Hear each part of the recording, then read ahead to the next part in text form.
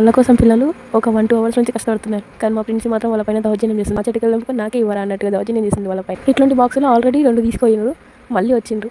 పొద్దున్న నుంచి ఇదే పని మీద ఉన్నారు. అసలు హాలిడే వస్తే చాలు పొద్దున్న నుంచి సాయంత్రం వరకు ఇదే పని. పిల్లలకైతే స్కూల్ ఉంటే ఈవినింగ్ వస్తారు, ఒకవేళ హాలిడే ఉంటే మాత్రం మార్నింగ్ నుంచే స్టార్ట్ చేస్తారు. ఈ సీజన్ వస్తే చాలు పిల్లలకు పండుగనే ఇంకా మా ఇంటి దగ్గర. మా ప్రిన్సి మాత్రం నాకు చెట్టు ఎక్కనికి రాదు కాబట్టి మీకు పనులు దొరుకుతున్నాయి, లేదంటే నా అసలు మీకు ఒక్కటి కూడా ఉంచేదాన్ని కాదన్నట్టుగా వాళ్ళ పైన దౌర్జన్యం చేస్తుంది. తినేదేమో కొన్ని ఖరాబ్ చేసేటివి అన్నీ. ఆ పిల్లలు ఎంత దగ్గర 1-2 ఇచ్చి పంపించినా కూడా మళ్ళీ వచ్చి పిడికిడి పట్టుకొని పోతుంది. మా వదినకి ఇబ్బంది అవుతుంది ఊకే పాపం అని ఇప్పటికీ 4 times ఆయన ఊడబట్టి లాస్ట్ వచ్చి ఇక వాళ్ళే రాలుపుకొని వాళ్ళే ఊడ్చి పోయిండ్రు. ఒకరి తర్వాత ఒకరు వంతులు పెట్టుకొని మరీ ఊడ్చి పోయిండ్రు. ఎన్ని పనులు ఉన్నా సరే తినాలనిపించదు నాకు. అదే బయట నుంచి కొనుక్కుంటే మాత్రం మంచిగా తింటా. మా ఇంటి దగ్గర మా చెట్టుకి ఎన్ని పనులు అయినా సరే అసలు తీసుకోని ఎక్కువ. ఏదైనా సరే ఫ్రీగా వస్తుంటే ఇట్లనే ఉంటుంది మనకి. ఇంటి ముంగలే చెట్టు పెట్టుకొని కూడా పట్టించుకోవాలి. అదే బయటికి వెళ్ళి కొనుక్కొస్తే మాత్రం మంచిగా తింటా.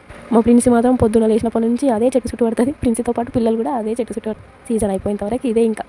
పండ్ల టేస్ట్ అయితే బాగుంటుంది. Thanks for watching.